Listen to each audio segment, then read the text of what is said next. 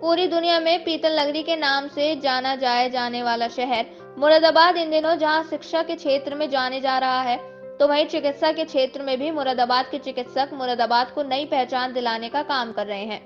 वहीं मुरादाबाद में यूं तो दर्जनों ऐसे अस्पताल हैं जो मुरादाबाद की पहचान बन चुके हैं। उन्हीं में से एक नाम दिल्ली रोड पर बने हॉस्पिटल उजारा ब्राइट स्टार हॉस्पिटल का भी आता है, जिसमें गंभीर से गंभीर बीमारी का इलाज सफलता तरीके से किया जा रहा है। वहीं शल्य चिकित्सा के क्षेत्र में उजाला ब्राइट स्टार हॉस्पिटल में neuro surgeon doctor Narendra Kumar द्वारा माइक्रोस्कोप के जरिए स्पाइनल कॉर्ड ट्यूमर का सफलतम ऑपरेशन करते हुए मुरादाबाद का नाम रोशन किया गया है। वहीं डॉक्टर नरेंद्र कुमार का कहना है कि दिल्ली और ऋषिकेश एम्स के बाद इस तरह की व्यवस्था मुरादाबाद में भी शुरू हो चुकी है। उनके द्वारा 3 अलग-अलग ऐसे ऑपरेशन किए गए हैं जो अपने आप में बहुत टिपिकल माने जाते हैं। वहीं हॉस्पिटल में पहुंचे एक राशिद नाम के मरीज को कमर दर्द की बीमारी के चलते हॉस्पिटल लाया गया था। मेडिकल लाइन के सभी परीक्षण करने पर पता चला कि इस मरीज को स्पाइनल कॉर्ड यानी रीढ़ की हड्डी की नस में ट्यूमर पनप रहा है और इसका ऑपरेशन होना जरूरी है। वहीं ऑपरेशन जरूर खतरनाक है, लेकिन सुरक्षात्मक तरीके से अगर ऑपरेशन किया जाए तो सफलता जरूर मिलती है। ऑपरेशन कक्ष में उनके द्वारा बेहतरीन शल्य चिकित्सा को अंजाम देते हुए स्पाइनल कॉर्ड ट्यूमर का सफलतम ऑपरेशन कर शूल्य शल्य चिकित्सा को आगे बढ़ाने का काम किया गया। वही डॉक्टर नरेंद्र कुमार, जो कि आयुष हॉस्पिटल के मैनेजिंग डायरेक्टर हैं और मुरादाबाद के बेहतरीन न्यूरो सर्जनों में गिने जाते हैं, उनके द्वारा बताया गया कि स्पाइनल कॉर्ड यानी रीढ़ की हड्डी की नस के इस ट्यूमर को सूक्ष्म शल्य चिकित्सा के द्वारा निकाला गया।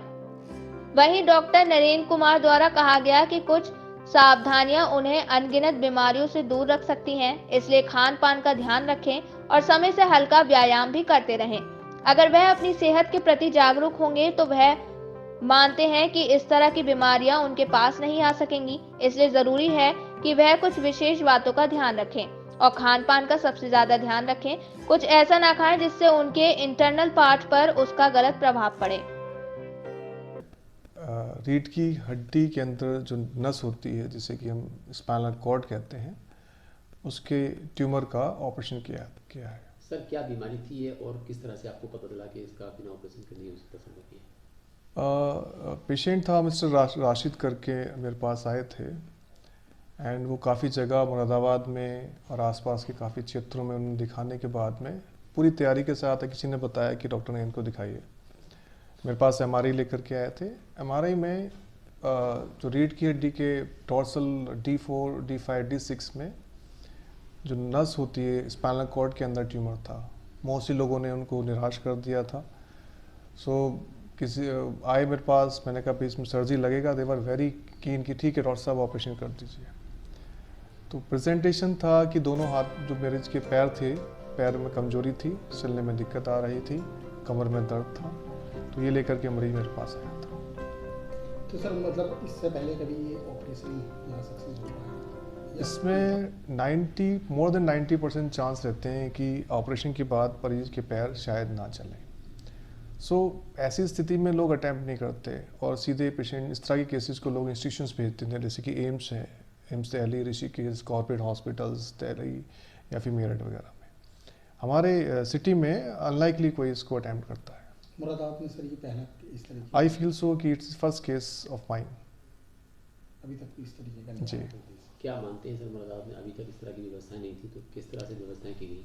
चूँकि मेरे पास जो है हाई एंड माइक्रोस्कोप है और बिना हाई एंड माइक्रोस्कोप के इस तरह के केसेस को करना पॉसिबल नहीं है। इसी कारण से मैं इसको करने में समर्थ रहा हूँ और मैंने ये ऑपरेट किया है। कितना समय लगा सर इसमें?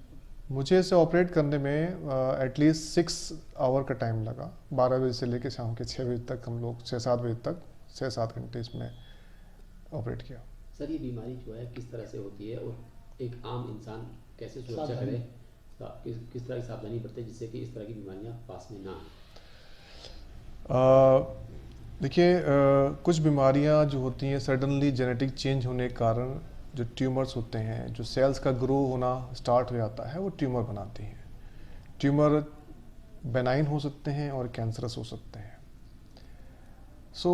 बहुत सी चीज़ें हमारे हाथ में नहीं होती, बट कुछ चीज़ें हमारे हाथ में होती हैं, जैसे कि हम अपने खान पान पर ध्यान रखें।